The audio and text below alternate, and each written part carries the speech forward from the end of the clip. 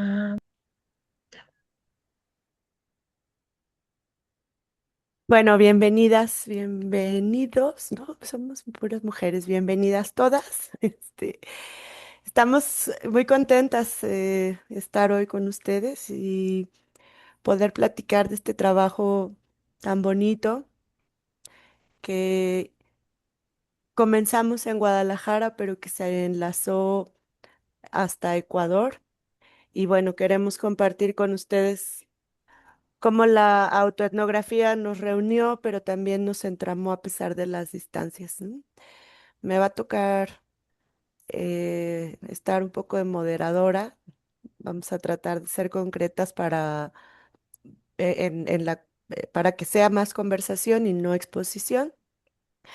Pero bueno, es nuestra sesión de junio del Seminario Internacional de Autoetnografías en Diálogo y estamos muy felices de compartir con ustedes, ¿no? Bueno, no sé si de qué geografías nos acompañan hoy, pero yo quisiera comenzar explicando un poco la crisis que estamos viviendo acá en Jalisco, la crisis no solo de personas desaparecidas, sino la crisis, eh, las múltiples crisis que esto trae, no solo a nivel emocional, afectivo, psicoafectivo, psicosocial, los distintos contextos, casi todo el mundo son cerca de 16.000 personas que están registradas oficialmente como desaparecidas.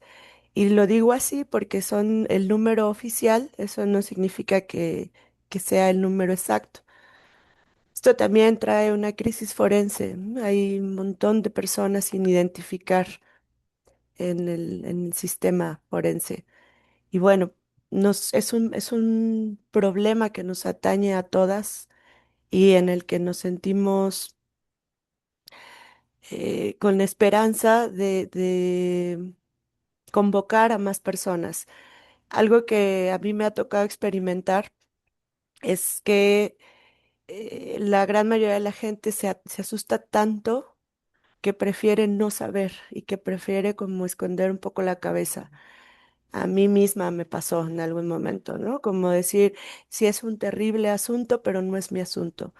Y me parece que lo que he ido aprendiendo gracias a las compañeras que están aquí, en especial a Lisa, Yureli, ahora las voy a presentar.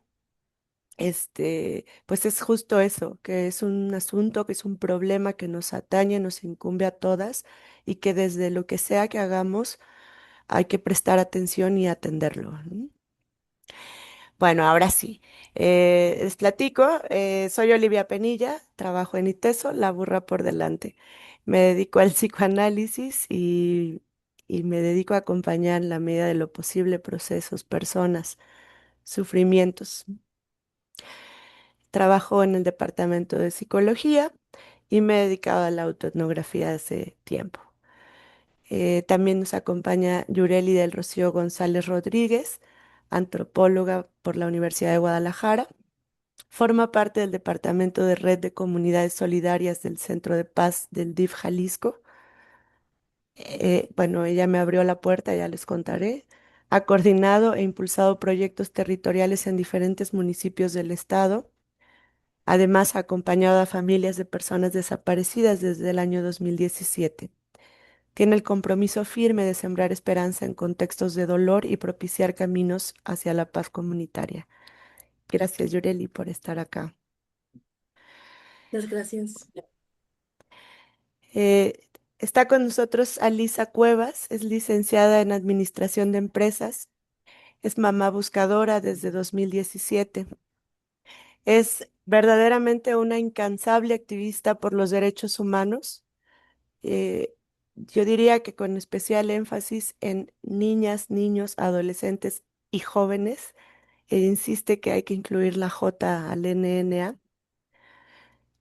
Ha impulsado un modelo de acompañamiento entre pares basado en la empatía, en la contención emocional, pero además se ha especializado en análisis criminal, justicia para víctimas y apoyo psicosocial. Alisa, es un honor siempre estar en tu presencia. Muchas gracias por estar acá. No, gracias a ustedes. Están también María Fernanda Solórzano, docente e investigadora en la Universidad Intercultural de las Nacionalidades y Pueblos Indígenas, Amautá-Iguazí, la dije bien, en la carrera de Lengua y Cultura, donde articula docencia, investigación y trabajo en territorio desde una perspectiva intercultural y de cuidado comunitario. Fer además es el equipo del Seminario Autoetnográfico Internacional, perdón, y también de la ovularia, que pues ya hemos platicado, ¿no? Un montón de ese origen. Gracias, Fer. Gracias, me gusto. Eh, Está también con nosotros Saidi Almeida Gordón, mujer y madre feminista, comunicadora social, docente e investigadora en la Universidad Central del Ecuador. Es parte del grupo de trabajo Claxo, Universidades y Despatriarcalización. Saidi, un gusto también. Muchas gracias. A ustedes, gracias, chicas. Bueno, pues voy a ir cediendo la palabra, pero yo quisiera platicarles de cómo pues, surge esta iniciativa. Eh, Tiene un poco de historia, ¿no? De hacer un taller autoetnográfico con familias de personas en condición de desaparición. Como parte de mi encargo en la universidad, me sumé a un proyecto de investigación muy grande que pretendía conocer y fortalecer el cuidado colectivo justo con las personas que viven la desaparición de un ser querido.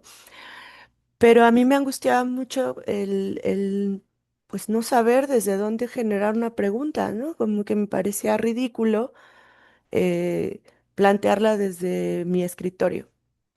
Y entonces empecé a buscar formas de acercarme, de conocer, y llegué justo a DIF Jalisco, a quien coordina Casa, bueno, las redes solidarias, espero estarlo diciendo bien, Andrés Williams, quien fue generoso y me empezó a explicar los distintos procesos, los distintos acompañamientos que se brindan.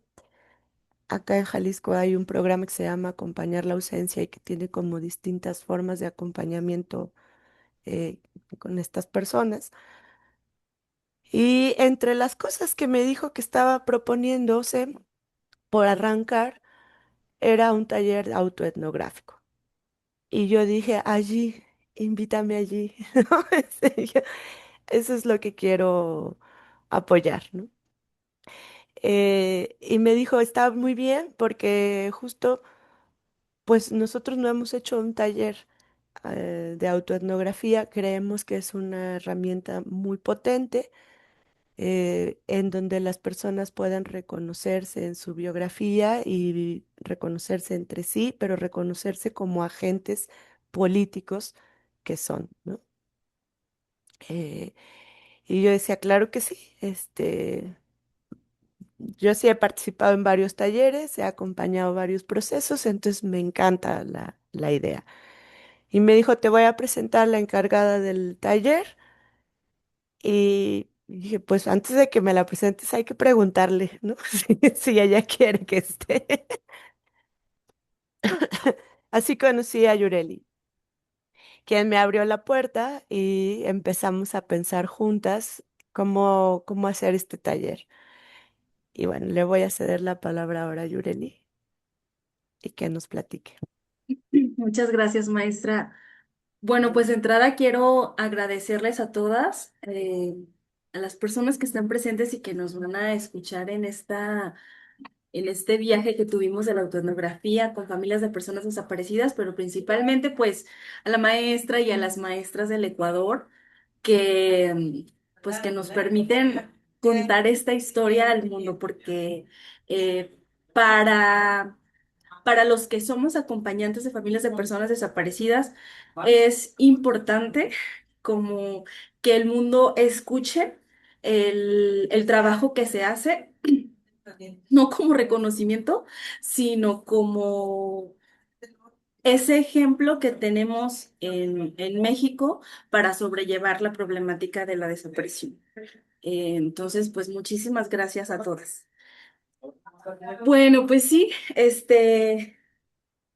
antes de comenzar a platicarles también mi historia de cómo cómo llegamos al taller de autoetnografía con las familias de personas desaparecidas, pues les platico un poquito el contexto. La maestra nos contó la maestra Oli, que aquí en el DIF Jalisco, en Guadalajara, tenemos un programa que se llama Acompañar la ausencia. Este programa acompaña a familias de personas desaparecidas desde el acompañamiento psicosocial. Y este programa se replica en diferentes municipios del estado de Jalisco. Es decir, se replica en el municipio de Guadalajara, de Tonalá, de Tlaquepaque, incluso de Puerto Vallarta, ¿no? Donde hay tres principales profesionales, psicólogo, trabajador social y abogado, que acompañan a las familias en su proceso psicosocial. Pero bueno, desde el Centro de Paz, tenemos nuestra propia población. Y entonces aquí se recibe a familias de personas desaparecidas de los diferentes municipios del estado de Jalisco. Y bueno, pues en este sentido, yo no soy psicóloga, no soy trabajadora social ni abogada. Aquí ya no está el otro ventilador, y soy antropóloga. Entonces, en ese sentido, pues, mi jefe comenzó a pensar como de qué manera podemos unir el trabajo de un antropólogo en, en el acompañamiento de familias de personas desaparecidas. Y bueno, pues en ese proceso yo le pregunté, cómo fue que él toma la decisión de que pudiéramos trabajar la autoetnografía. Bueno, les platico un poquito de mi trabajo. Es trabajar con espacios de violencia y con diferentes perfiles. Chicos en pandillas, mujeres en situación de violencia. Trabajé mucho tiempo en la ribera de Poncitlán, de aquí, es un municipio del estado de Jalisco con una problemática grande de daño renal. Bueno, pues el trabajo es comunitario, ¿no? Hacer comunidad en los espacios a los que voy a través de la cultura de paz.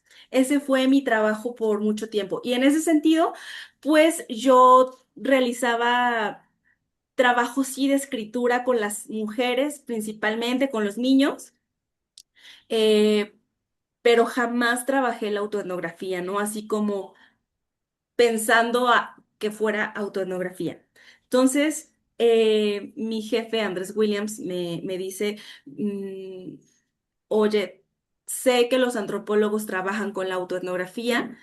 ¿Te late la idea de poder dar un taller sobre autoetnografía a las familias? Y pues yo dije, claro, o sea, conocí la autoetnografía en la universidad. eh, He leído bastante sobre la autoetnografía de compañeras antropólogas, em, pero pues bueno, en ese sentido yo había conocido la autoetnografía como algo completamente de investigación, ¿no? O sea, y pues ahí comencé a platicar con el jefe, ¿no? Como, bueno, pues yo lo que entiendo de la autoetnografía es que podamos permitirles a a las familias poder escribir, poder narrar lo que para los antropólogos es etnografía, ¿no? Pero de de su propio cuerpo, ¿no? Los antropólogos vemos la etnografía como todo lo que se ve, todo lo que se escucha, todo lo que se huele, todo lo que se sabe, todo lo que se siente, ¿no? Y en ese sentido, pues, mm, no veo la dificultad de poder llevar esto a, a las familias para poder traer recuerdos y escribirlos, ¿no? Entonces, bueno, pues el jefe dijo como, vamos a trabajarlo, vamos planteando un proyecto, un programa que sea muy claro y muy objetivo para las familias de entrada, porque siempre hemos cuidado muchísimo el trabajo que se realiza con las familias, sabiendo, número uno, que no las podemos desbordar. ¿no? Nuestro trabajo es acompañarles para que aprendan herramientas de sobrellevar, ¿no? Y nunca como en un sentido de vamos a hacer que ellas dejen su dolor a un lado, ¿no? Pero sí entendiendo que, que en ese dolor se construyen también otras emociones. Entonces, bueno, ahí es cuando el jefe pues encuentra a la maestra Oli y cuando ella llega, yo me descanso un poco porque, bueno, ella ya tenía un proceso enorme sobre la autoetnografía y lo empezamos a construir juntas. Entonces, bueno, por aquí tengo cómo construimos los talleres. La maestra y yo platicamos y construimos los talleres a través de la primera sesión, la pensamos sobre el yo, ¿no? Iniciamos el primer taller de autonografía con las familias. Entonces la maestra decía, ¿cómo hacemos para que es que, perdónenme por hablar de la mayoría de las familias son mujeres, ¿no? De las personas que vienen de familias de personas desaparecidas son mujeres. Entonces ella decía, bueno, pues yo conozco unas compañeras que trabajan conmigo también la autoetnografía allá en Ecuador y entonces, ¿qué tal si les escribimos una carta? ¿Qué tal si les escribimos una carta en la que les platiquemos quién soy? ¿Quién es Yureli? ¿Quién es Olivia? ¿Quién es Alisa? Etcétera, ¿no? Cada quien. Lo que salga. Y desde esa perspectiva, pues a mí me pareció completamente, digamos, no, para mí no tenía cuerpo todavía.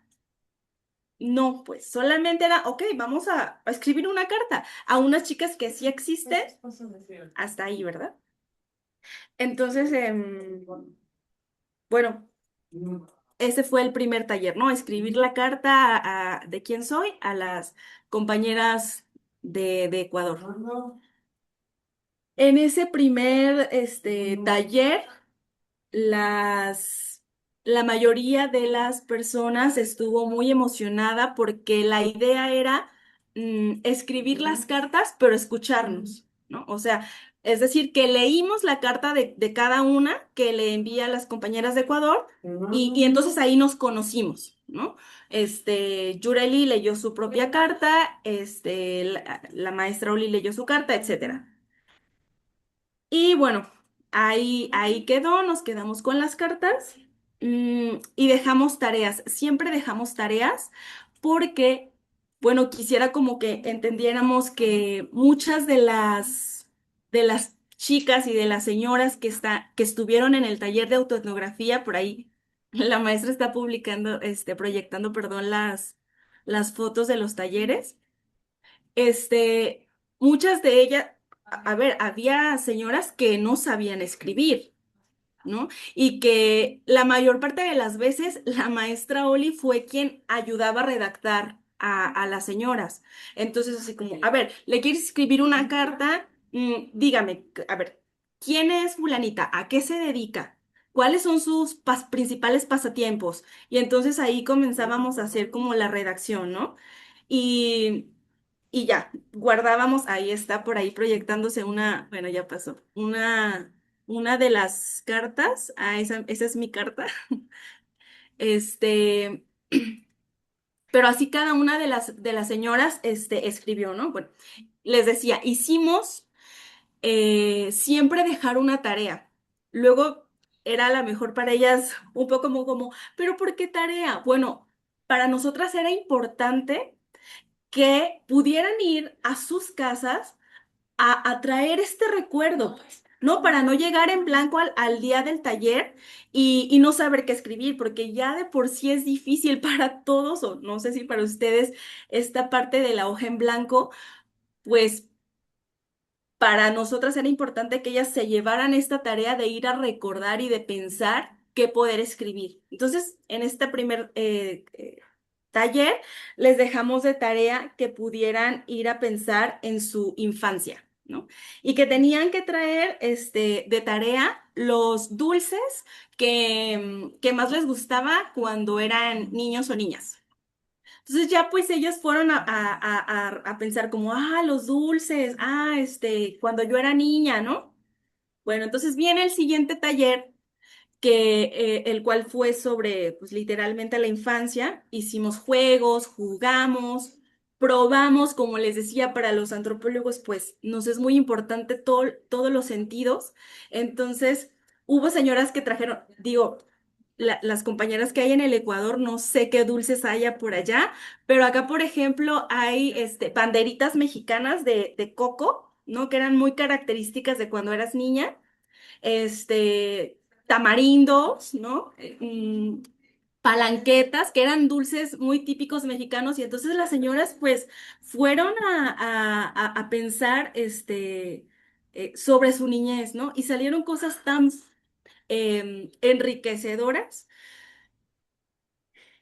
Desde mi perspectiva antropológica y de trabajo de acompañamiento, pues entendí que en muchos de los casos las mujeres vivieron violencias desde su infancia, pues, ¿no?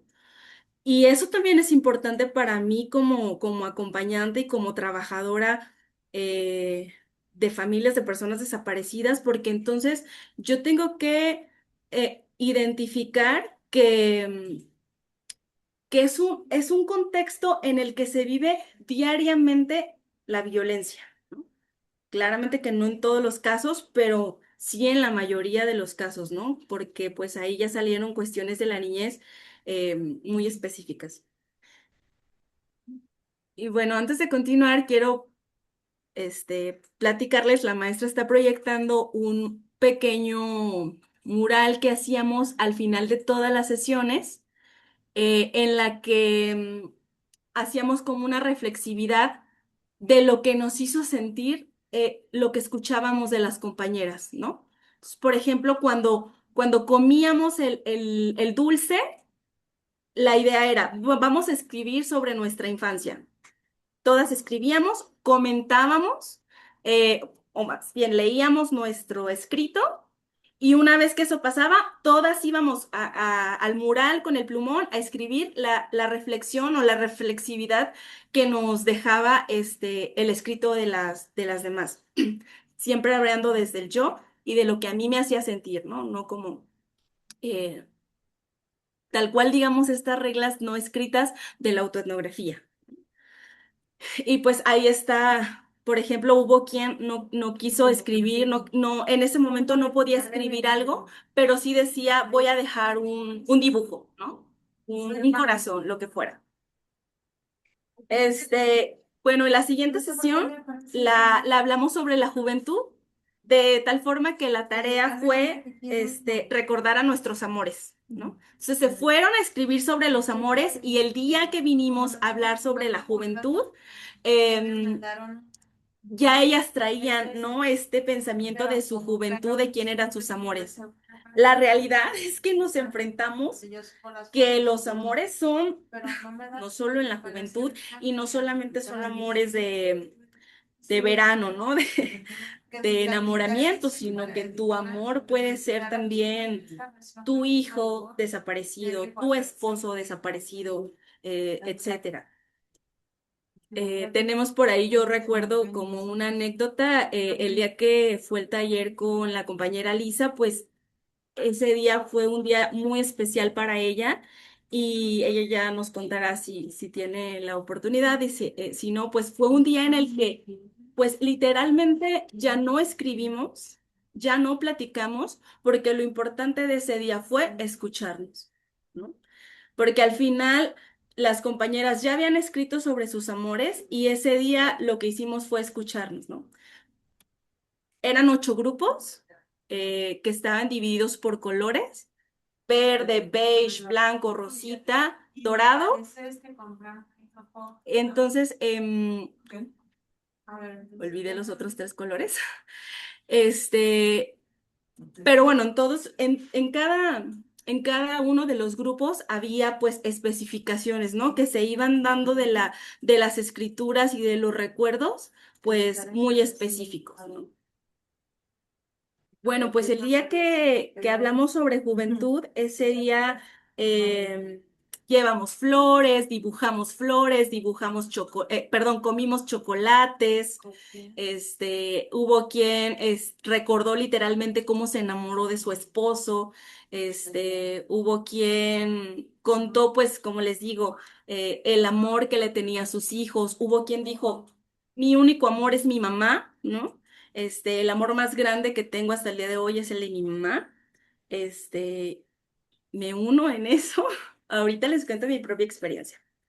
Bueno, ese día dejamos de tarea recordar sobre las cosas que nos hacían sentir bien, aunque nos costaron un trabajo, ¿no? Porque la idea era poder ir a hablar sobre el trabajo, ¿no? En el siguiente taller. Y de la misma forma, a la siguiente sesión hablamos sobre la adultez, sobre los trabajos, sobre las celebraciones, ¿no? Que cada quien, cómo significa sus celebraciones ya de adultos, ¿no? Entonces, ahí surgieron cosas que para mí son importantes recalcar, como les digo, de las reflexiones. Y pues entre otras, entendimos que las celebraciones para las familias de personas desaparecidas son un tema de, de dolor principalmente porque hay culpa, de sentir emociones positivas, ¿no? Porque hay incomprensión de alrededor, ¿no? O sea, oye, hay quien puede decir, ¿por qué estás alegre? Si tienes un hijo, si tienes un hermano, si tienes un esposo desaparecido, ¿por qué estás alegre? O alguien puede decir, sonríe, ¿no? A ver, la vida sigue. Vente a bailar, no importa. Oye, pero es que yo estoy muy triste, o sea, ayer tuve un conflicto, o sea, ayer fui a una fosa clandestina, ayer fue el cumpleaños de mi hijo desaparecido, no tengo ganas de bailar, no tengo ganas de ir a la fiesta, no tengo ganas de celebrar como tú crees que yo deba celebrar, ¿no? Entonces, en eh, lo que nosotros hablamos sobre la montaña rusa de las emociones de las familias de personas desaparecidas, pues es entender que un día se puede estar bien y al otro ya no, y al otro más o menos, y pues el acompañamiento es desde ahí, ¿no? Desde esos procesos de la montaña rusa de altos y bajos en el que nosotros acompañamos y en el que todos los que nos decimos acompañantes tenemos que entender, ¿no? Eh, bueno, pues esa fue prácticamente la última sesión como de escritura porque el último fue pues el cierre, el último taller fue el cierre en el que básicamente yo les regresé todos sus escritos, yo primero los guardé para que no se fueran a perder, entonces yo los guardé, los escaneé y se los envié vía WhatsApp y cuando las vi se las entregué en persona a todas las personas para que ellas pudieran releer lo que tenían, pero la tarea era ir a hacer su propia autoetnografía y traerla el último día para leerla, ¿no?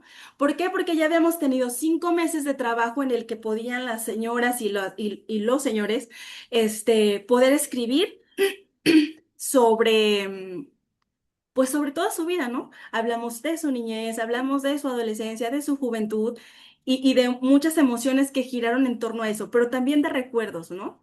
O sea, de olores, de sabores, etcétera. Y pues la verdad es que como la Yureli, que inició con esto con muchísimo miedo y con muchísima expectativa, pues fue precioso porque la mayoría de las y los compañeros que trabajaron la autoetnografía, pues dijeron haberse enriquecido mucho de la escritura, ¿no? De haberse reconocido en esas memorias, ¿no? De haberse escuchado en sus propios escritos. Y, y ya para cerrar, quiero platicarles muy brevemente mi propia experiencia. Yo también escribía, yo también hacía autoetnografía, o sea, también hacía mis propios escritos y los compartía con las compañeras. Yo acababa de, cuando iniciamos los talleres, mi hijo tenía como 5 meses, 5 o 6 meses de nacido. Entonces, honestamente, yo, gracias a todas las mujeres hermosas que escuché en este taller de autoetnografía, yo también pude sanar mi posparto, ¿no? No fue la Yureli, la maternidad de Yureli cuando inició este proceso, cuando terminó, ¿no?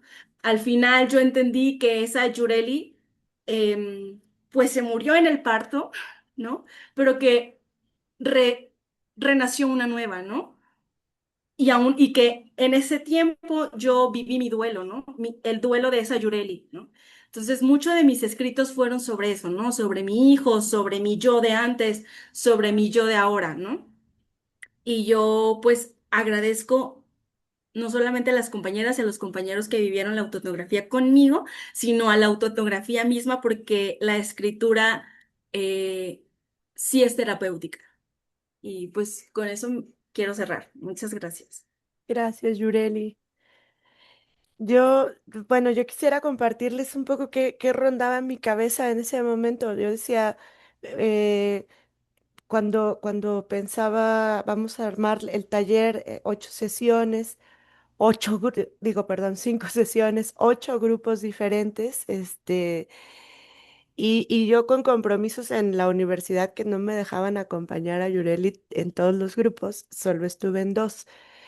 Pero hablábamos mucho, Yureli y yo, de cómo,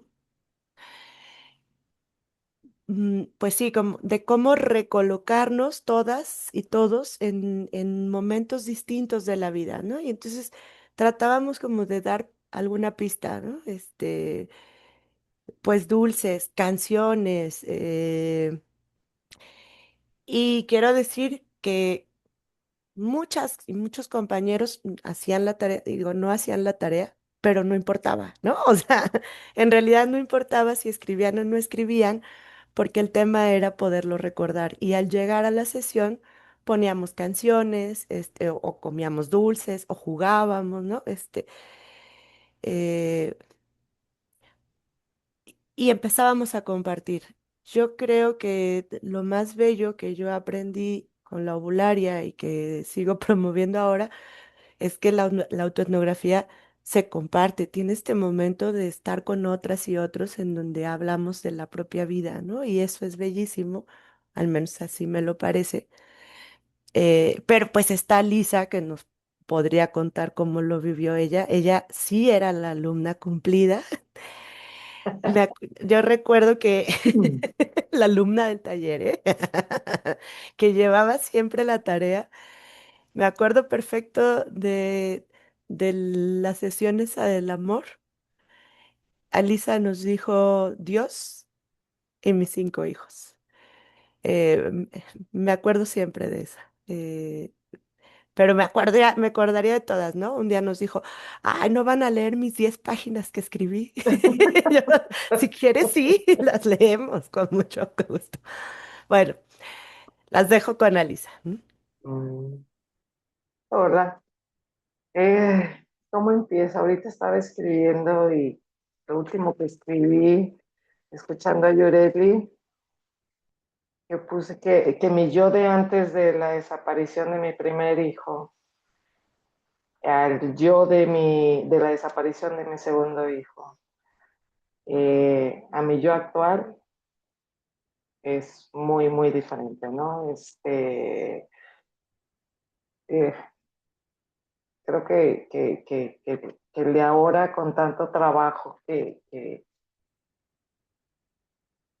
me tengo que hacer, o sea, me tengo que autotrabajar yendo a las terapias y porque pues ya no podía sola. Llegó un momento en que dije con la desaparición de 2 hijos y después encontrar el segundo sin vida, yo pensé que ahí se acababa, ¿no?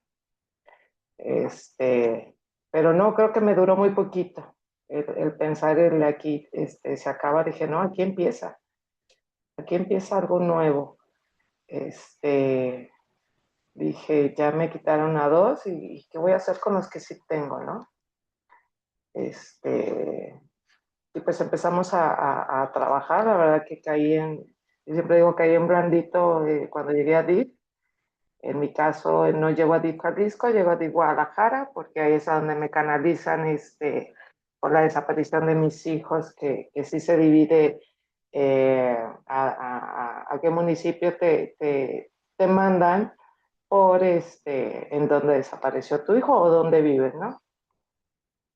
Entonces, pues yo recibí una atención excelente en DIF Guadalajara.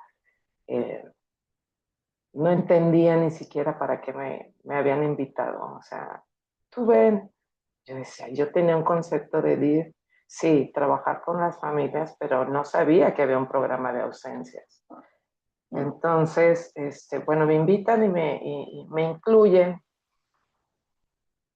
Y después, yo me acuerdo que la primera invitación que me hicieron precisamente fue a ITESO, a Casa Clavijero, la presentación del último libro que habían escrito sobre familias de desaparecidos, pero yo estaba realmente a unas semanas de haber sepultado a mi hijo, pero la psicóloga me dijo, ve, me dijo, te va a ayudar.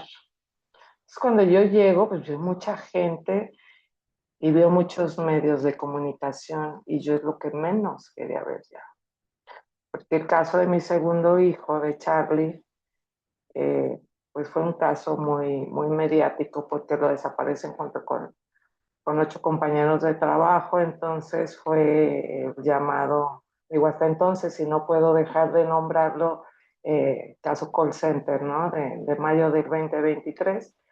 Este, yo me acuerdo que cuando llegué y me registré, me dicen, porque pues aparte soy mamá buscadora independiente, en ese momento por ese grupo de jóvenes, pues nos unimos las familias, ¿no? No nos quedó más que hacer unión de 9 familias, pues para encontrarlos y hacer investigaciones, todo lo que hace una mamá para poder encontrar a su hijo, meterte hasta las alcantarillas, a buscarlos. Y entonces llego y cuando digo que soy acostumbrada, ¿de dónde viene? Está su call center. Yo me acuerdo, me dijo, aquí está su lugar, mi lugar, ya estaba todo lleno, yo me acuerdo que había llegado tarde y me sienta, pero en la primer fila, y yo dije, ¿qué estoy haciendo aquí? Y bueno, ya estaba de ponentes unas compañeras que ahora son hermanas de dolor y pues los representantes de varias dependencias. Pero yo me acuerdo que cuando termina la sesión, llegan a mí los medios de comunicación y yo no quería, porque preguntaban qué avances había con el caso de Charlie, que ya se convirtió en homicidios, y el caso de Edgar, que pues tiene desaparecido pues, 8 años, 8 meses. Eh, Me llevé a mi hija mayor, que me bloqueó todos, fue una maravilla. Mi hija que me los bloqueó.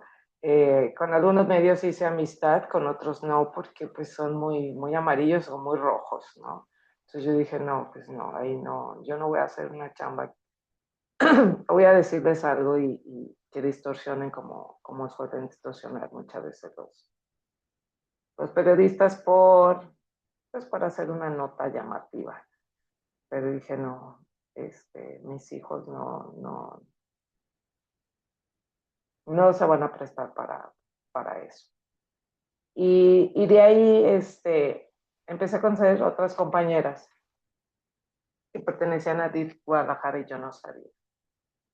Entonces, bueno, ahí yo me sentí muy incómoda porque sí había mucha gente. Entonces, la presentación me entregaron la colección de 6 libros que se han escrito en ITESO sobre desapariciones. Yo muy agradecida a la persona que me recibió, siempre muy al pendiente de mí. Y bueno, me retiré, regreso a DIF Guadalajara a una sesión y me hacen la invitación para formar una escuela. Dice, ¿una escuela? Me dice, sí, una escuela de pares. Y una escuela de pares. Pues va. En DIF Guadalajara hay un registro aproximadamente de 300 familias. Y se hizo una convocatoria. No hubo mucha participación. Bueno, a final de cuentas quedamos 4 mamás en esa escuela de pares, en donde ya tenemos 3 años, ya vamos por la tercera generación. Igual no somos muchos integrantes, hasta ahorita somos 10, seguimos las 4 que iniciamos, pero hemos aprendido mucho con las psicólogas, las trabajadoras sociales, y ellas de nosotras, porque el trabajo que ellas tenían sobre desapariciones, lo dice mi psicóloga, o sea, o la directora de, de ausencias, dice, nos tumbaron todo el trabajo, o sea, no sabíamos nada. Me dije, no sabíamos nada. Entonces ellas nos decían, oye, es que esto, no, y no va así, y no se dice así, y no se tratan así, a las familias, no se maneja así. Y empezamos a construir algo muy bonito que empezamos con acompañamiento psicosocial. Eh, Después incluyendo acompañamiento psicoeducativo y ahora llegamos a la conclusión de que el acompañamiento psicoespiritual es básico. Es muy, muy importante trabajar el interior, que, que después que entramos al taller que me invitaron de etnografía, o sea, dije, claro, todo se embona y, y bueno, creo que de Escuela de Pares fuimos a acompañar y yo a las sesiones de etnografía, que yo sí soy de escribir mucho, pero no sabía lo profundo. Por eso la conclusión de mi yo antes de la desaparición, mi yo en la búsqueda y mi yo, digo que sigo en la búsqueda y no nomás en la búsqueda de mi hijo Edgar, sino en la búsqueda de justicia, verdad y memoria de Charlie y de todos los que nos faltan.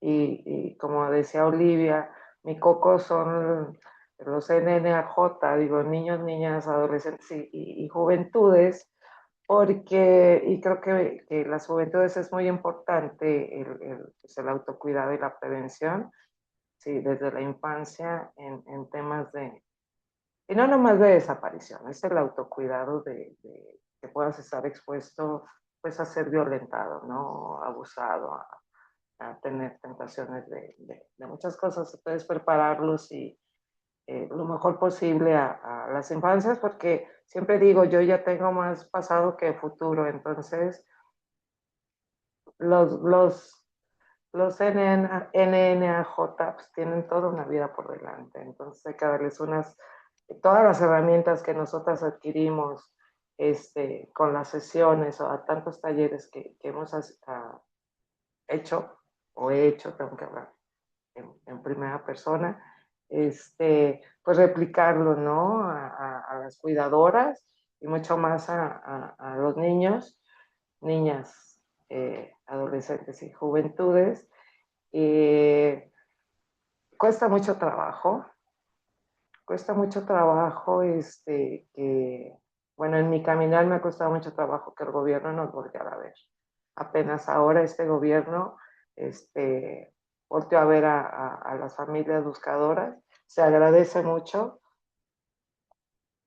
Es una labor titánica porque la desaparición tiene muchas redes, ¿no? Que hay que investigar desde tráfico de órganos, prostitución, trata de personas, este, que se los llevan de halcones, para infinidad de cosas, ¿no? Y pues lo más triste es que cuando no les sirve, pues se deshacen, ¿no? De los jóvenes y dicen, ¿por qué se van a los jóvenes?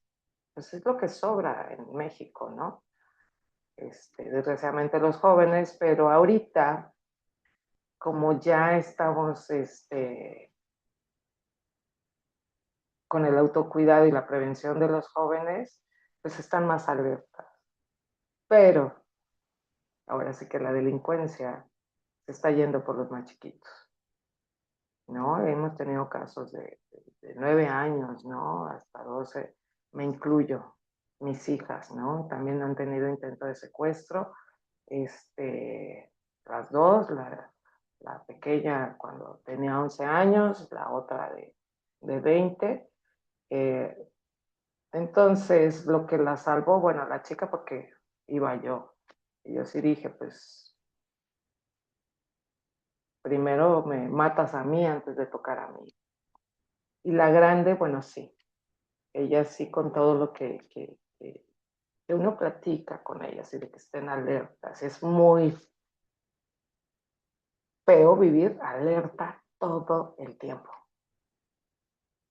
O sea, digo, no es por crear pánico, pero hay que decir que esto está pasando y si es una realidad y ahora, entre más chicos, pero ahora se llevan a los doctores porque crean sus propios hospitalitos, ¿no? A los ingenieros para que les hagan unas casas especiales que nos hagan los sonidos, arquitectos, o sea, ya no hay un límite ni de edad ni de educación, o sea, ya tienen diferentes maneras de trabajar con las personas que se llevan.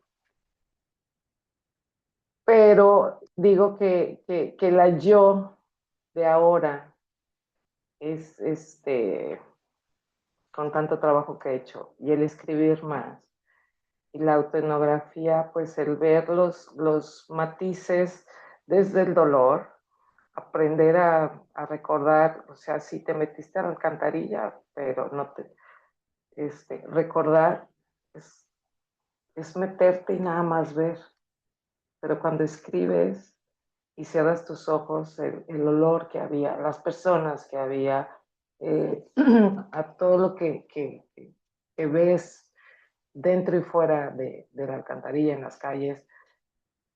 Yo soy mamá buscadora, sigo buscando en vida, no dejo de a veces de buscar en campo, pero pues en vida buscas en anexo, sigue siendo las prisiones, en la calle, preguntando con la foto de tu hijo y en la memoria, buscando su cara, ¿no? Y de los hijos, hijas o esposos de las compañeras, buscando tatuajes, ¿no? Porque los familiares de las compañeras, tienen un tatuaje muy específico y eso lo guardas en la memoria, entonces también vas buscando eso, ¿no? Un tatuaje en la cara. Eh, y escribirlo. A lo mejor hay escritos que se van a quedar para mí, pero hacer memorias desde la infancia, ese dulce, ese primer amor que, como dice Ori, mi primer amor, yo el que conocí, podrían decir mi papá, ¿no? No, para mí es y seguirá siendo Dios porque Él es el que como creyente y como lo conozco y como se me ha manifestado, me sigue teniendo de pie con esa fuerza, con ese amor, el que aunque compañeras renieguen de él, no, me dices que ¿dónde estaba? Es que sí está. Los silencios de Dios no significa que no te esté viendo. Está observando, te está estudiando y está viendo, planeando la mejor manera. Yo así lo veo, de regresarte tu bendición y prepararte. Que yo siempre le digo a mí nada más, prepárame para ver cómo y en qué condiciones pueda yo encontrar a mí. Ya con tantos años, no puedo negar que ya no esté, pero mi esperanza sigue viva. Yo quiero verlo entrar por casa, ¿no? O encontrarlo en la calle, no sé, a lo mejor en situación de calle, como hemos encontrado a muchos, ¿no? O en alguna prisión que hemos rescatado a muchos. Muchos no quieren ser rescatados, ¿por qué? Porque están amenazados, por las mismas personas que se los llevaron. Y entonces, ok, nomás quiero que sepa que estoy bien, que estoy aquí, pero no me busquen porque están en riesgo, ¿no? Las familias.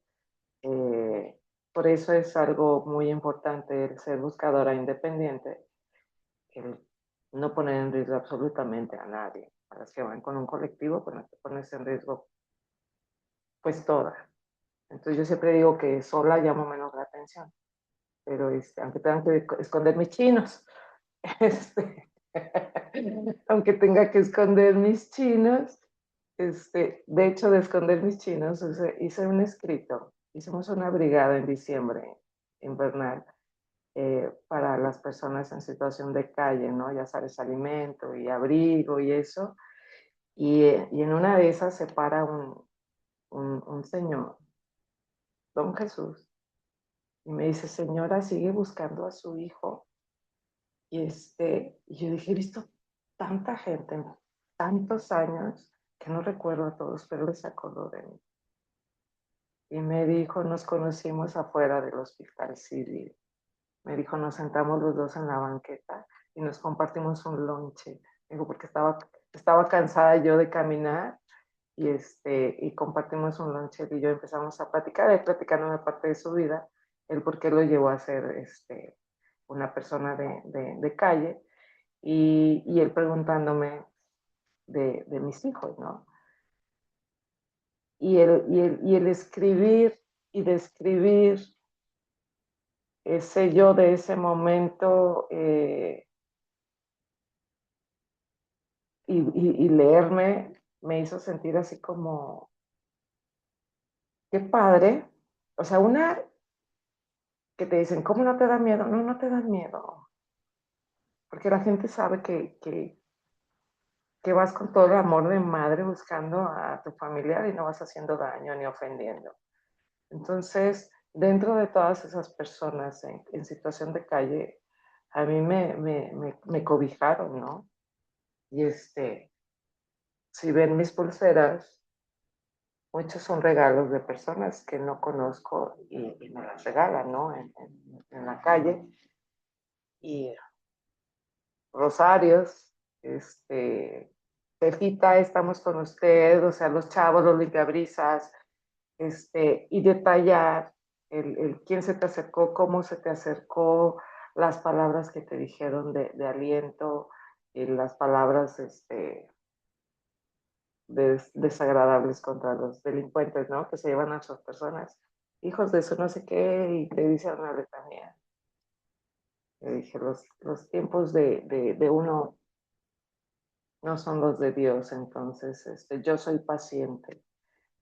Y el escribir eso me da mucha paciencia, me da mucha paz, me reencuentro, me construyo y me reconstruyo y a lo mejor a veces me vuelvo a descoser escribiendo, porque yo digo que yo soy Sally, la novia de Jack, pues a veces me deshilacho, pero Oli, auxilio. Entonces tomar las herramientas, y recordar que no vamos solas, ¿no? Que siempre tenemos esa red de apoyo, este,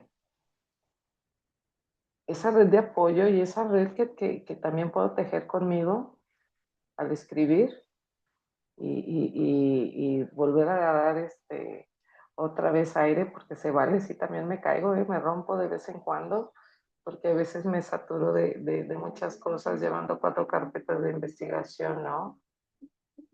Desaparición de homicidios y 2 de intento de secuestro, más las búsquedas, más los acompañamientos, más dar acompañamiento también de duelo, o sea, de pérdida.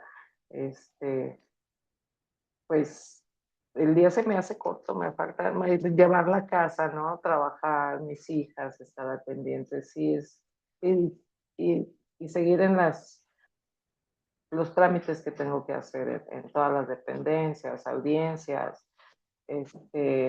Pero este cuaderno y muchos son una maravilla porque aunque llegue cansada en la noche, no es un diario, es mi vida, la que escribo.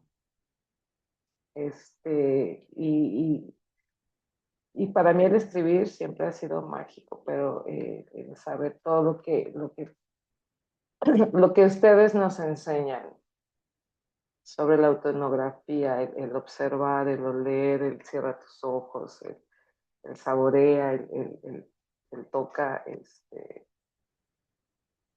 eso, es una reconstrucción. Por decirlo, el yo de ahora, a mí me ha ayudado. eh, Estoy en equilibrio. Sigo enojada, sigo llena de dolor enormemente por los que me faltan, pero también con el único miedo que tengo es al riesgo, ¿no? Que corren los que sí tengo en casa y ay, es que manejamos tantos adolescentes y tantos niños que hay que protegerlos y a veces eso te frustra porque quieres hacer tanto y sientes que no avanzas. Pero decíamos, pues lo poquito que avancemos va a ser buenísimo.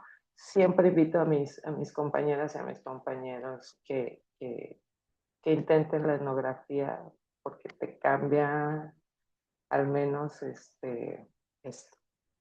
Sí se vale sonreír, sí se vale bailar, te digo, aunque estemos rotas por dentro, sí, la vida sigue y no puedo permitirme estar mal, porque mis hijos que me faltan, bueno, eran muy alegres, eran muy positivos, entonces ellos me dirían, ¿dónde estén? Pero esa no es mi mamá no está en el piso, mi mamá no puede estar llorando o encerrada en la casa o tirada en la cama.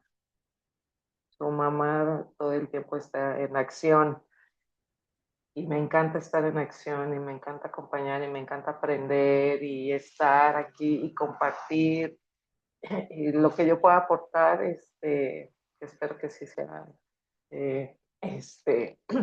un poquito, un mucho, lo que aporte. No puedo entrar en tantos detalles porque estos 8 años, 8 meses, pues he tenido cosas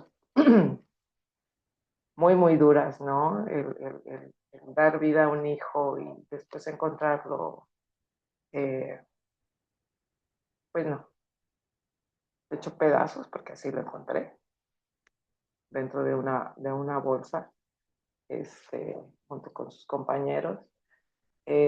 Ha sido lo más difícil que me ha tocado, ver a mi hijo en esas condiciones, ¿no? Y el pelear por sacarlo de ese nuevo dignamente, porque igual, así como llegó, así me lo querían entregar, ¿no? En una bolsa negra, no. Me dije, es indigno lo que le hicieron a mi hijo y lo mínimo que puedo hacer es sacarlo dignamente de aquí. Así es que por favor me lo armas. Pedí que me lo armaran, porque semanas anteriores en el transcurso que tienen que pasar las confrontaciones, sí, las confrontas de que sean, pues, los miembros de mi hijo, pues, un forense sí me dijo, pues aquí está su hijo, eh, pero mi hijo tenía 2 pies izquierdos. Y yo le dije, no, ¿cómo me voy a dar 2 pies izquierdos? Dijo, pues ya lléveselo así. Me dice, o sea, ellos ya querían cerrar como el caso, porque pues, todo el mundo presionaba mucho al gobierno. Le dije, ¿cómo crees que me voy a llevar a mi hijo con 2 pies izquierdos? Entonces, sí, mi hijo sí tardó mucho tiempo en poder encontrar todas sus extremidades. Y bueno, yo sí le pedí al forense, o sea, me abres bien la bolsa y me lo vas a armar. O sea, me dijo, señora, tú no te preocupes, es mi hijo. Y yo necesito esa tranquilidad de que todo lo que me estoy llevando es de mi hijo, porque al final de cuentas siguen siendo un número y cada pieza es un número. Entonces, bueno, armar esos números y, y saliendo de ahí dije, hijo, vámonos a casa. Por fin te voy a sacar de aquí porque sí fue un calvario de muchas semanas ese proceso. Eh, por eso ya no estoy tan loca. Pues sí, estaba de locura en una situación así, pero yo agradezco mucho a Dios, las personas que me ha puesto en mi camino. Este, te ríes, sí, tú. Holly, Yureli, las compañeras de Ecuador, conocerlas a distancia, escribir para ellas, recibir sus cartas de ellas, el cómo se sienten, a veces, como dicen, no puedo entender el dolor que cargas, este, pero sí mostrar esa empatía, pero con que te contesten, eh, estoy contigo, o sea, no estás sola, o sea, dices, pues, gracias compañeras de donde estén, porque sí me ha tocado estar compartiendo con compañeras eh, de Colombia, de España, de todo el país, y cómo nos manejamos todas de diferente manera. El invitarlas a hacer esto que ustedes hacen. Desgraciadamente, como dice Orly, somos el estado número uno en desapariciones. Y conocer el estado de cómo manejan las desapariciones en otros estados y en otros países, nadie tiene lo que tenemos nosotros. Entonces, o sea, le decíamos, ven, hay que replicarlo. Yo sé esto, hazlo, funciona, inténtalo. Y el que te manden un mensaje me dices, tienes razón, este, el trabajar los dolores, las ausencias, las pérdidas, desde la escritura eh, les ha ayudado mucho. Entonces yo dije, yo con una que me diga gracias, lo intenté, lo logré y me está ayudando, vamos por buen camino. Gracias. Gracias, querida.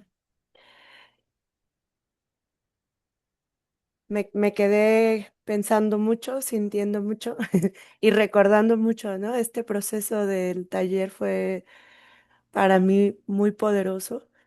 ¿Mm? De aquello yo no saqué pregunta de investigación, ¿se acuerdan que para eso iba yo, ¿no?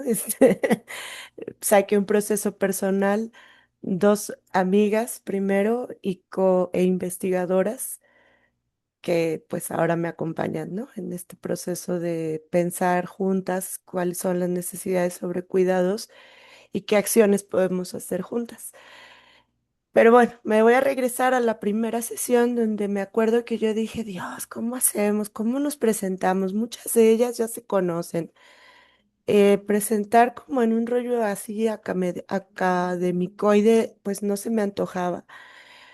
Y entonces me acordé de las compas que estaban trabajando con Fer y le escribí, le mandé un mensajito rápido de WhatsApp y le dije, oye Fer, eh, hay manera de que estamos por comenzar un taller, así y así, hay manera de que les lluevan cartas de personas presentándose.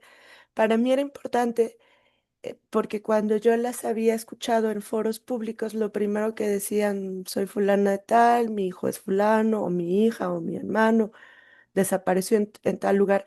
Y me daba la impresión de que borraban buena parte de su yo, ¿no? Como por poner enfrente este momento dolorosísimo que se convierte en un antes y un después en la vida. Pero yo tenía como el interés, pues eso, de que nos contaran un poco más, ¿no? Un poco más de quiénes éramos los que estábamos allí, qué me gusta comer, qué me gusta hacer, qué me gusta, lo que sea, ¿no? Como muy, muy humano el rollo.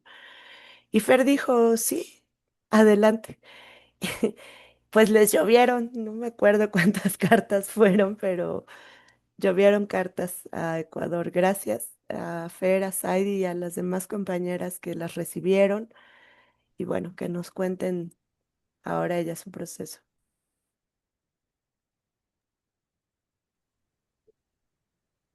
A ver, está como primero muy emocionante y bueno, es muy difícil hablar, pero voy a intentarlo sin que me invada mucha emoción, ¿no? Primero, bueno, gracias a Oli ahorita, a Yureli y a Lisa por escucharlas. Eh, Tuvimos unas pequeñas conversaciones antes para este encuentro, ¿no?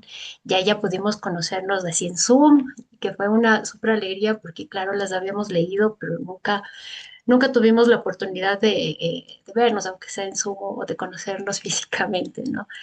Entonces, decirles que, bueno, primero agradecemos y por todo este proceso que vamos a contar. Y yo parto de algo, voy a decir algo bien chiquitito, ¿no? Esto de, a mí la autoetnografía me movilizó, ¿sí? Y pues no me movilizó únicamente como metodología de investigación, que la conocí con Susan, que la conocí en las ovularias, ¿no es cierto? Allá por el 2017 que me invitaron cuando estaba en Guadalajara, ¿no? Me movilizó más bien como, sí, como docente, como mujer, como aprendiz de antropóloga, como comunicadora, como persona, ¿no? A mí la autoetnografía realmente sí me ha movilizado para entender, ¿no? Para entender también y poner una mirada hacia mi propia experiencia, hacia mis propias emociones, a reconocer también que mi cuerpo, mis emociones, mis dudas, mis afectos, mis memorias, no son tampoco obstáculos para producir conocimiento en la academia, ¿no? Y para mí eso fue un cambio importantísimo también dentro de mis años de docencia, ¿no es cierto? De retomar la docencia porque sí la dejé pausada unos cuantos años y luego volverla a retomar y la retomé desde la autoetnografía. Entonces, para mí significó mucho esto, ¿no? Que me movilizó totalmente, ¿no? Y sí, yo siempre estoy convencida de que la autoetnografía tiene esta dimensión profundamente política, como acabamos de escuchar, y también afectiva, ¿no? Eh, sí nos obliga a reconocer estas formas de conocimiento, ¿no? Que están desde la cercanía, desde la vulnerabilidad, desde esa capacidad también de dejarnos afectar, ¿no? Y por eso quizás, como dice Oli, pues la autoetnografía se comparte, ¿no es cierto? Y por eso mismo Oli nos envió, nos llegaron las cartas y nos llegaron así como, voy a poner aquí, voy a compartir. Hicimos aquí con Saidi unas, sí se ve, ¿verdad? Ya. Hicimos también una especie eh, de recuento, ¿no? Así como un diario más fotográfico, autoetnográfico de cómo nos fueron llegando y todo lo que movilizó, ¿no? Eh, Nos llegó pues esta primera lectura, estaba justo buscando así las fechas del envío, fue en abril del año anterior, el 10 de abril. Nos llegaron las 35 cartas y sí, las fuimos imprimiendo tal cual como llegaron, ¿no? Porque fueron cartitas escritas a mano, entonces hicimos como ese ejercicio de imprimirlas, de tenerlas y de honrarlas, ¿no? Yo sí confieso que mi primera reacción fue, yo no voy a leerlas sola, y repito lo que dijo justo Oli, ¿no? Porque yo quería compartirla y compartirla en un proceso en la que estamos profes, docentes también de la Universidad Central, que también, bueno, son muy cercanas, aparte de docentes, por ejemplo, Saidi, sí tenemos una amistad, entonces yo decía, necesito tener como también este apoyo para leer, ¿no? Que sea también de forma grupal. Y así fue como este primer encuentro que los llamamos este encuentro de memoria. Contarles que sí fue un espacio muy bonito. Fuimos a un parque cercano, llevamos todas las cartas y con 5 compañeras empezamos a leerlas, ¿no? Aquí está justo una arpillera que hemos empezado también a hacer nuestras propias narraciones de docentes con estudiantes, con otros colectivos, y lo habíamos llevado porque era también nuestro primer proceso de ir creando estas otras narrativas que en la academia intentamos también construir. Em, entonces, bueno, sí fue un espacio sí ceremonial, sí, para leerlas, eh, y de lo que recuerdo y lo que más a mí me, me- me tenía como muy entender esto de la autoetnografía, ¿no? De esto de las resonancias. Cada carta que íbamos leyendo, sentíamos que era como justo para cada una, ¿no? Entonces era como, Alisa te está escribiendo a ti, María Fernanda, y Aureli te está escribiendo a ti, ¿no? Entonces sentíamos como esa cercanía y nos sentíamos también representadas muchos en estas diversidades que nos dice Oli, ¿no? De actividades que se hacen, de sus diferentes gustos, el gusto a la cocina, el gusto a estar en el salón de belleza, ¿no? Y cada uno pues se iba como identificando en eso, ¿no? Que esta es otra de las potencias que tiene pues la autoetnografía, esto de las resonancias y vernos que estamos ahí a pesar de los dolores, ¿no es cierto? Pero estamos también.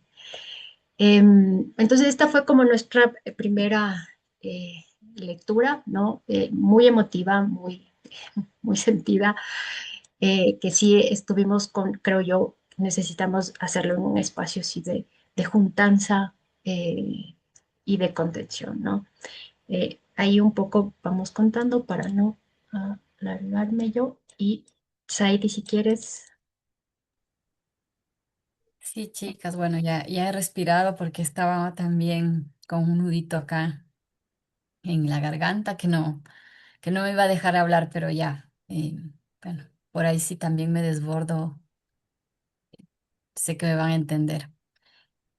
Así como cuenta la Mafer, este encuentro con ustedes, chicas, fue súper, em, fue súper fuerte, eh, nos generó mucho llanto.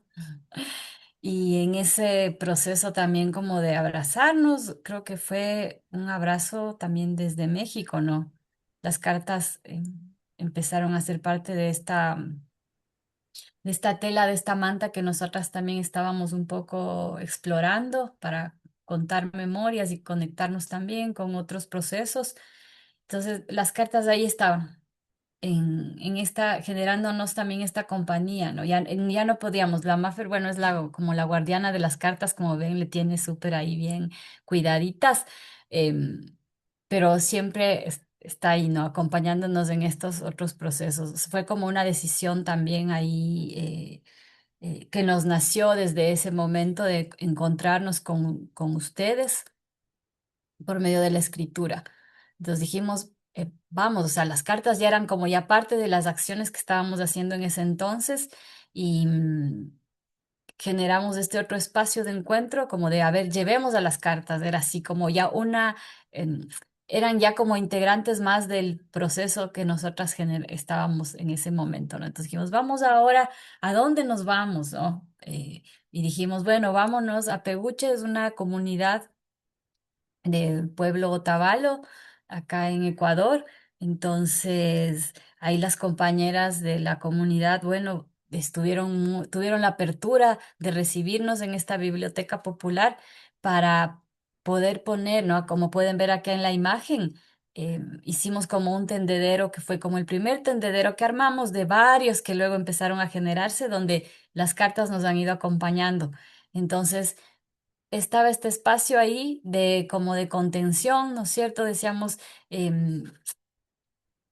que más personas puedan leerle, ¿no? Entonces las compas iban, pero también estábamos acompañando, sosteniendo eso desde el bordado a través de las compañeras también de una colectiva de acá que se llama Bordando la Ternura. Entonces ellas nos fueron también un poco guiando, sosteniendo desde la costura, desde el bordado y generando este espacio bonito de encuentro, de relectura, de lectura nueva también, porque era el momento, cada una cuando quería era como esa invitación, ¿no? Cuando quieras y lo sientas, puedes levantarte y leer una carta, leer todas las cartas, ¿no? Entonces era un momento como que íbamos un poco como intercalando entre que iba abordando y en ciertos momentos alguien necesitaba parar, leer una carta, volvía, conversábamos. también siempre ha sido como un espacio como de conversar de las violencias también que nos atraviesan. Se bordaron los nombres de 4 niños que desaparecieron. Bueno, y luego ya, después de un año más o menos, bueno, ya se logró establecer que fue un asesinato por parte de los militares acá en Ecuador. Entonces, ese día se bordó los nombres de los niños. Y fue también algo muy simbólico, ¿no? Porque fue estos encuentros que se empezaron ya a ir tejiendo también y que nos tocaban fuertísimo a nosotras, porque la violencia ya la empezábamos como a sentir, esa violencia institucional, esa violencia sistemática, ya empezaba como a simbrar en nuestras fibras más profundas porque la estábamos viviendo también como país, ¿no? La cosa ha ido peor hasta la actualidad, pero era algo que estaba ahí, o sea, era como para nosotros algo nuevo y ver y sentirlo también como en México es algo que ya lo venía pasando y que ahora nos llegan las cartas, pasa lo de los niños y se empieza como estos, no eran ya solo estos 4 niños, sino ya se habla ya de más y más casos de desapariciones, entonces era algo muy fuerte y este encuentro entonces le llamamos Yuyani, que en quichua significa memoria. Entonces, era un espacio también de honra, de bordado, de lectura, que fue súper lindo, y que fue abriendo más caminos también. Sí, entonces vemos acá están las compañeras, nos acompañó em, una compañera para hacer un ritual de apertura, que ella es la autoridad espiritual del pueblo Kitucara. Entonces, bueno, ella fue también siempre haciendo estas acciones de rezos y también de bendiciones para las compañeras y las familias de México. Entonces, ha sido también la ritualidad un elemento que desde ahí ha estado yendo a la par, ¿no? Con las cartas, con la tela, con nuestras propias memorias. Le cedo ya la palabra a la Mafer para que siga contando qué viene después, cuál es la siguiente ruta de las cartas. Sí. Em, entonces, en esto de la ritualidad, que sí estuvo como acompañando, también fuimos a un espacio que se llama el Koai Chaya, ¿no? Es un espacio donde Coaychaya, que está, bueno, ahí está en quechua de Bolivia, pero sí se lo retoma también como el quichua de acá del Ecuador. Es el nacimiento, ¿no? Es el renacer, la fiesta de la fertilidad.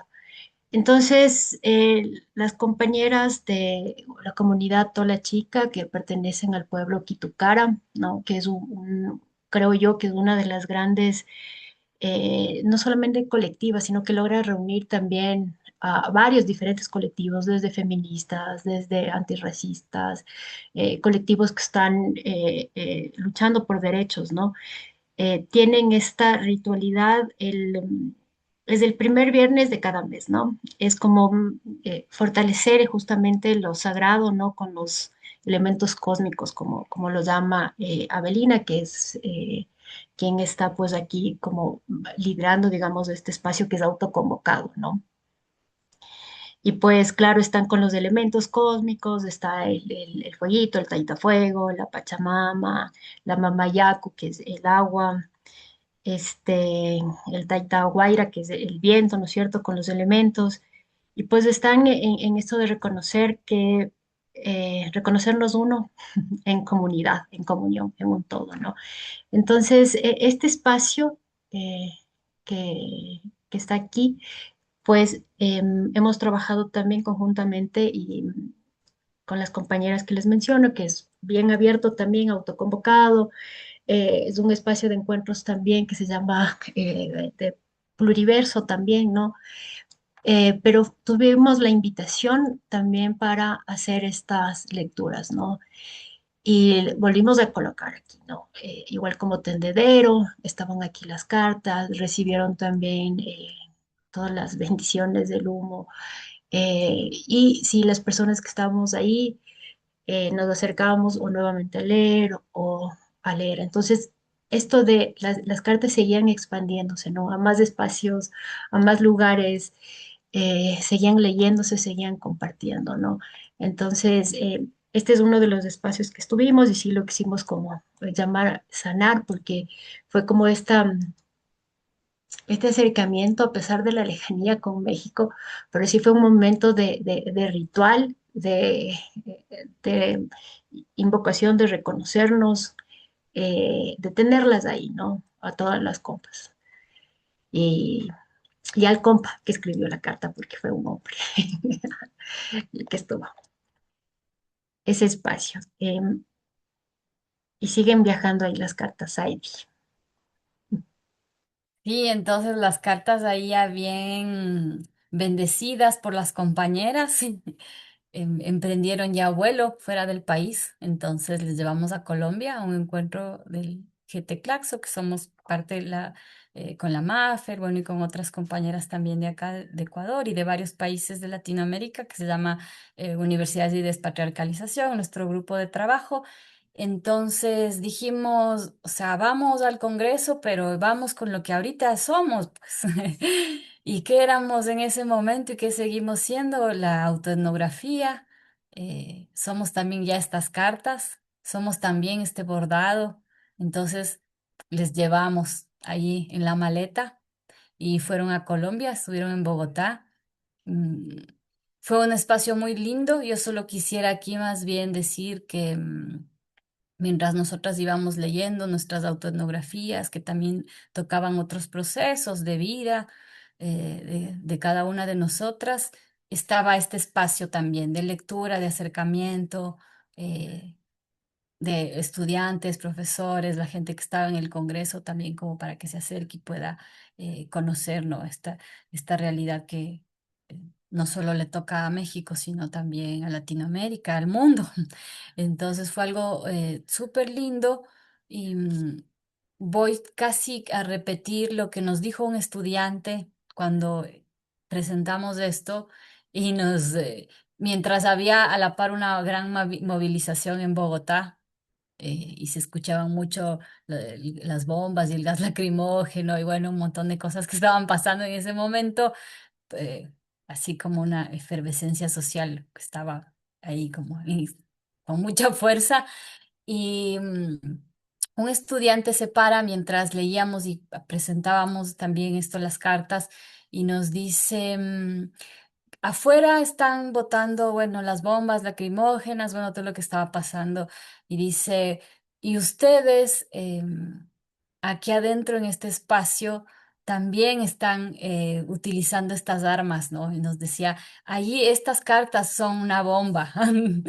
Nos decía, estas son otra forma también como de manifestar y de denunciar. Y le parecía también muy conmovedor a este chico, ¿no? Y nos conmovió tanto que nos dejó sin palabras, ¿no? Todo lo que habló, y él decía, ahí es, ahí está como esa nueva forma, ¿no? También de reclamar. Entonces, fue eso algo que nos ha generado todavía mucha movilización interna. Estas palabras de este chico, sí, y estas afectaciones también, ¿no? Eh, Había una compañera mexicana que se acercó a leer, ¿no? Bueno, varias compañeras de México, pero hubo una particularmente que se acercó a esto, miró las cartas, tocó la tela y nos regaló un pequeño uterito tejido por esta colectiva de compañeras que trabajan la salud menstrual. Entonces fue algo así como que ella dijo, ¡ah! Vinieron acá, ¿no? Y bueno, eso también ha pasado con las compañeras que también son del GT, y que están también en México, y bueno, ahí ha sido como una ida y vuelta, ¿no? Así como un reencuentro entre de diferentes latitudes, que cada vez que ven las cartas, también solo cuando ven, ¿no? Y cuando leen, evidentemente, también se sienten como muy tocadas. Avancemos entonces y la Mafer continúa el camino. Sí, creo que estaba varias fotos aquí, vale, voy a ir bajando. Eh, y sí, y justamente con esto de que creemos y creo que sí estamos con el convencimiento de buscar estas otras formas de hacer docencia, ¿no? De estas otras formas de incidir también, ¿no? Nos propusimos igual ahí con las Heidi y unas compas, eh, ver cómo podríamos sentirlas también, ¿no? Pero desde nuestros propios cuerpos, ¿no? O sea, lo que mencionó Alisa, ¿no? No vamos a poder sentir jamás los dolores de personas desaparecidas, ¿no es cierto? Pero queríamos en nuestro cuerpo tener como estas también conexiones que podamos hacerlas más colectivas, ¿no? Porque tanto nos implicó, tanto nos movilizó, como menciono, el haber recibido las cartas, el haberlas tenido, el haber posibilitado todo esto de ir construyendo también otras materialidades, como estas narrativas en la arpillera, como otras materialidades que están también en los rituales, en lo ceremonial, con otras colectivas, colectivas feministas, colectivas de pueblos y nacionalidades. Entonces, estábamos en este proceso de acuerpar las cartas, ¿no?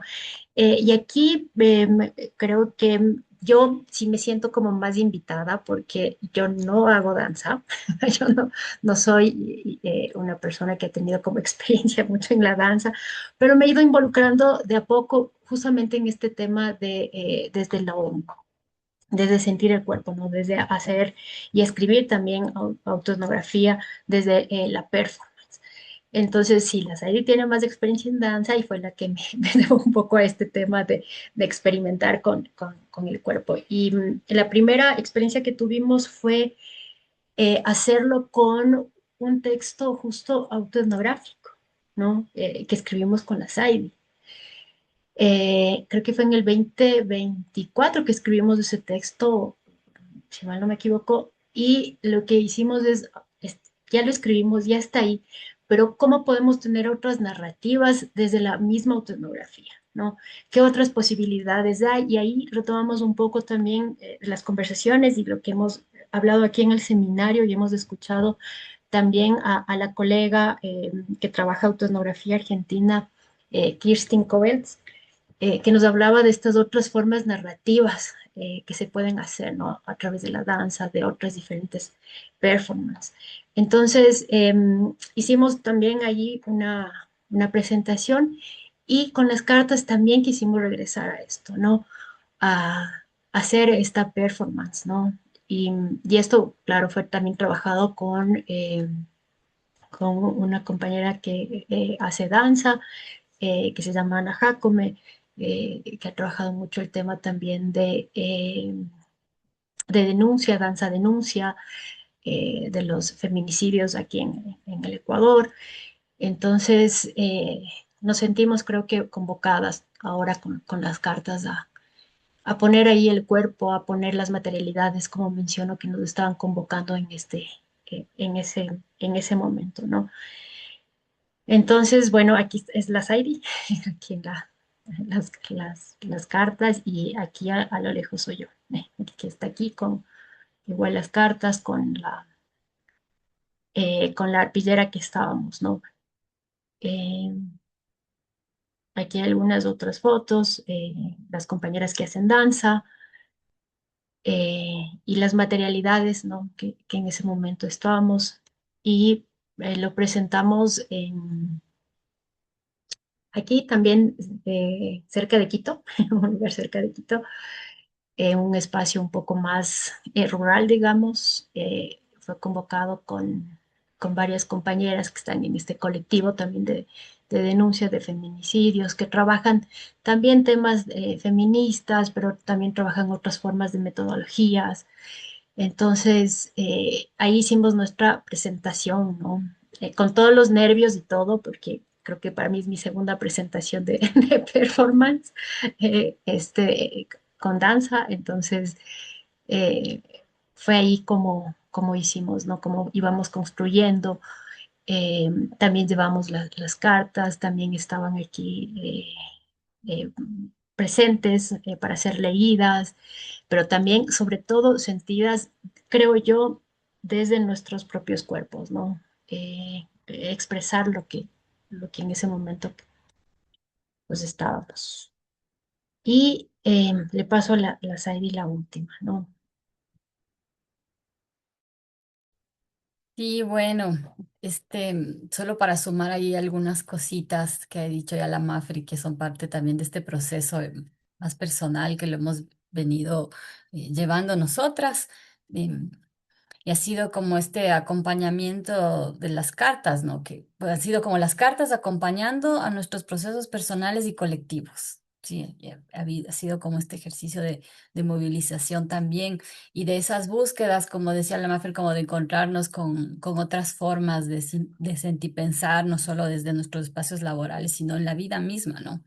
Y entonces ahí en ese recorrido seguíamos con la Mafer tejiendo hilos más profundos y llevamos las cartas, ¿no? Como ya lo vieron, a, a estas acciones desde el arte performático y porque había como ya un momento así como muy como que me tocó mucho a mí, ¿no? Y decía, necesito más, o sea, y no hay denuncia sin cuerpo. Necesitábamos ponerle el cuerpo y eso era algo que había que buscarle, ¿no? Entonces nos juntamos para poder realizar esta acción política encarnada, ¿no? En medio también de un tiempo, como les había dicho, de mucha violencia, ¿no? Ya se estaba naturalizando en ese entonces, acá en Ecuador también. Y nosotras, como un acto también de resistencia y de queja frente a los procesos que estaba viviendo el país, que sigue viviendo el país, decidimos hacer este acto, ¿no? Sí, que tenía que ver con un proceso personal también, pero también con un proceso colectivo, y es lo que ustedes ahora han visto. Sí, ponernos las cartas en los pies para mí personalmente fue muy fuerte y era lo que yo necesitaba hacer. Necesitaba trabajarle desde los pies también como para seguir honrando los pasos y el caminar de todas las familias que siguen buscando a sus familiares, ¿no? Y decirles como desde Ecuador que sigan teniendo mucha fuerza en su caminar. Y era entonces esa necesidad que hubo, ¿no? De hacer inclusive este registro fotográfico eh, que seguía conectando con la ritualidad y que también nos seguía generando lazos a distancia con ustedes. Así yo fui luego volviendo también a mis propios procesos de escritura y bueno, llega ya esta parte, ¿no? Que tiene que ver con conectar con el texto particularmente de Alisa. No sé por qué, pero fue Alisa con quien yo quise establecer una conversación en este texto que lo publicamos en el grupo del GT-CLACS, Universidades y Despatriarcalización, como les contábamos en la boletina número 3. Entonces, bueno, que de paso ahí paso la cuña y les invitamos a leer porque hay más textos de otras compañeras de diferentes lugares y desde diferentes experiencias, pero la que yo quise contar era esta que le llamé Territorios del Dolor y Reexistencia desde la alegre rebeldía, inspirado en esta carta particular de Alisa, ¿sí? Entonces, yo incluí la carta como parte también de mi texto porque ya era, ¿no? Ya son nuestras de esas letras. Entonces, yo a partir de eso pude entrar como en diálogo con ella particularmente y a través de ella con toda la experiencia de las familias buscadoras en México. em, y reconocer también el dolor, pero también reconocer en esas palabras o encontrarme también con la ternura y encontrarme con el amor, ¿no? Que es algo que ahorita hablabas mucho del amor, de estas formas de entender y de relacionarse con el amor, sea desde la espiritualidad, sea desde sus hijos, pero hay amor. Y entonces por eso yo también decía, ¿no? La resistencia también está en la alegría, en la ternura, porque eso es lo que a mí me dejó, ¿no? Me sacó lágrimas, volver a encontrarme con esta carta y escribir, pero también me dejó esta esperanza que ella nos sigue ahorita, seguía hablando y yo era, sí, porque esas eran las sensaciones que a mí me dejó cuando yo leí su carta y cuando dialogué con ella en este texto. Entonces, ahí queda mi proceso como abierto. Y el nuestro, digo, el mío y el de la Mafer, porque son como momentos individuales y colectivos que seguimos ahí dialogando, pero todavía está abierto, ¿no? ¿A dónde irán las cartas? eh, pero por ahora nos ha permitido también encontrarlas y conocerlas, porque para mí es algo lindísimo que se haya podido también como materializar este encuentro y ya poder, estoy viendo ahora ya la lista, estoy viendo su carta en este momento y también le estoy viendo su rostro y me da mucha esperanza. Y solo eso quiero decirles, ¿no? Y cerrar un poco también mis palabras con esta sensación así muy cálida, a pesar de todo lo que nos ha contado, pero también yo encuentro eso. Y bueno, a seguir en esa lucha y que esos pies estén con mucha fuerza y con mucha salud para que puedan seguir caminando. Gracias, compañeras.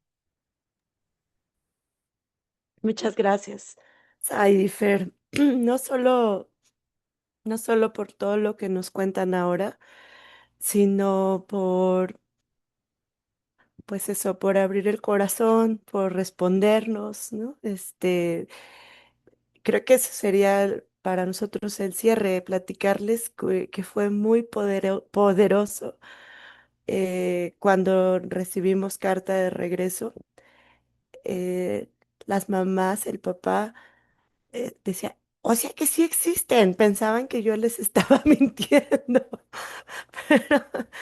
pero nos enviaron alguna foto donde se veían en este parque que nos platicaban, entonces, bueno, fue poner rostro, fue leerlas y fue uno de los momentos como más potentes en la sesión del taller.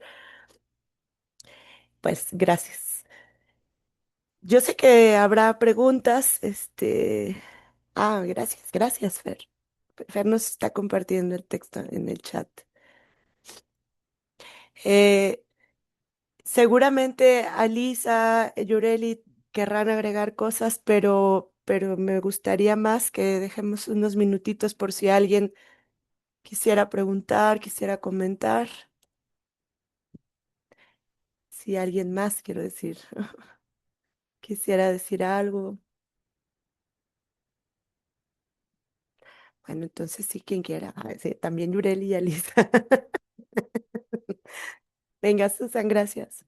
Sí, bueno, pues una felicitación por este relato de esta serie de rutas que han tomado para vivir una y otra vez las narrativas, digamos, iniciales de las cartas, ¿no? Muy, muy impactante, súper creativo, qué bueno que presentaron esto en este seminario porque pues sí, da mucha idea de todo tipo de expresión que puede tener la autoetnografía, ¿no?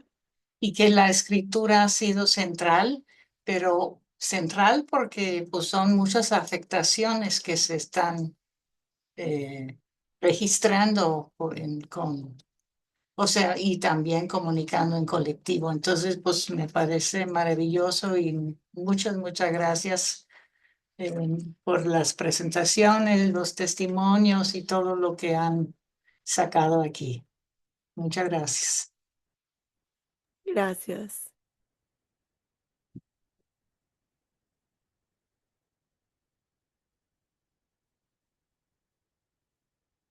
Alguien, venga, Dani, gracias. Sí, yo me sumo a las felicitaciones, al agradecimiento, todo. Y me quedo con el sinfín de límites, ¿no? Para la autoetnografía, que se me hace muy bella el viaje de las cartas, esa imagen de las aire con las cartas así alrededor, bailando, o sea, imaginar el movimiento de esa energía solidaria, que todo refleja lo que tú decías en algún momento, Oli, que la autoetnografía se comparte, ¿no? Y lo hemos hablado en varias de las sesiones de ese seminario, cómo es una de las partes más poderosas, ¿no? Esa trayectoria más o menos común, creo, para muchos de nosotros que hemos identificado con la autoetnografía de que empieza como un proceso terapéutico, ¿no? Muy, muy personal de escribir, como estaba diciendo Alisa, ¿no? Pues nos sanamos con la escritura, pero cómo se lleva a otro nivel de encontrarnos con ese tejido, ¿no? Me encantó la presentación, Saidi Fer, de cómo nos llevan del encuentro al bordado, a la sanación, al compartir, al performance. Y sí, pues creo que es un proceso. Como una evolución, refleja una evolución personal para mí de cómo he vivido la autoetnografía a lo largo de esos 10 años, ¿no? Ese constante proceso. Qué bella, ¿no? Qué bello ver cómo esa conexión internacional entre mujeres, sobre todo, mediante la escritura, les representó tanto.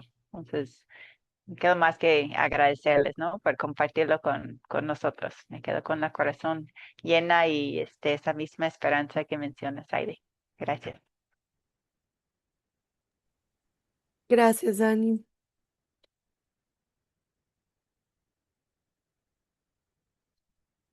¿Alguien más que quisiera decir, comentar?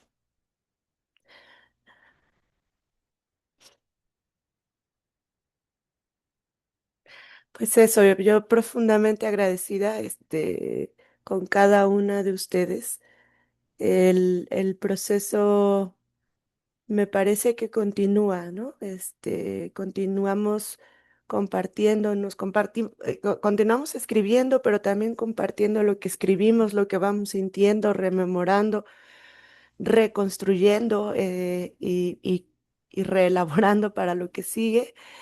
Y eso ha sido de lo más bello, ¿no? Para mí, inició con un taller autoetnográfico, pero continúa, para mí, aprendiendo de personas maravillosas, ¿no? Como son las compañeras que hoy presentaron, ¿no? Lureli, Alisa, Mafer, Saidi, Selene, dale. Gracias, muchas gracias todas las intervenciones. Es bellísimo lo que nos presentan. Bueno, yo dudé mucho de tomar la palabra o no, em, porque me hace, pero sí quiero comentarlo porque me hace resonar mucho con un espacio que compartimos ayer con Saidi y Fer, que es un círculo de lectura que tenemos del grupo de trabajo que comentaban. Y bueno, les cuento que en ese círculo de lectura estamos leyendo a Verónica Gago, La potencia feminista o el deseo de cambiarlo todo, y salía en el capítulo que nos tocaba comentar la categoría de la guerra, ¿no? Y entonces decía Verónica Gago que las mujeres estamos en guerra, ¿no? Y entonces como que nos hacía un poco de ruido y lo comentamos, ¿no? Y decíamos, no, pero si la guerra es patriarcal y todo esto.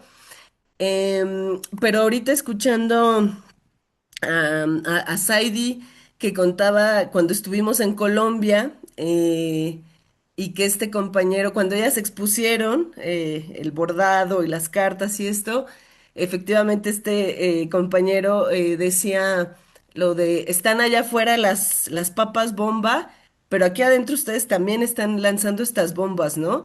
Y como que ahí me hizo sentido ya lo que dice Verónica Gago de la guerra, ¿no? Y las mujeres estamos en guerra y cuáles son tus estrategias de guerra.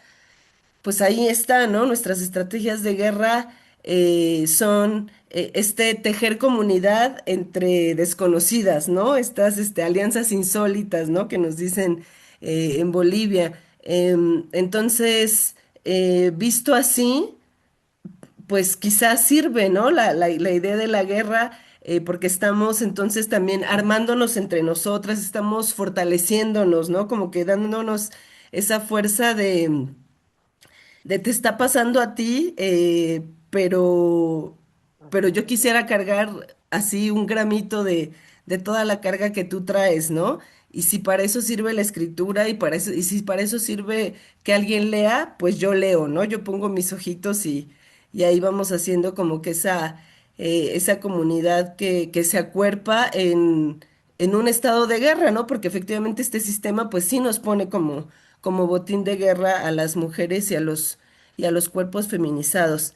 Entonces, bueno, nada más quería como que contar eso que me hizo como que mucho sentido con ese espacio que también compartimos ayer y pues muchísimas felicidades por este trabajo tan potente y gracias por compartirlo.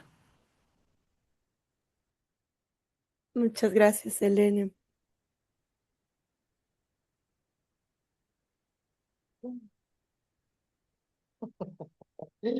Yo, no, bueno, para dar las gracias, híjole, pues también me hice nudo y mi garganta con escucharlas y ver el trabajo tan bonito y tan padre que hicieron las copas de Ecuador y llevar nuestras letras a otros lugares.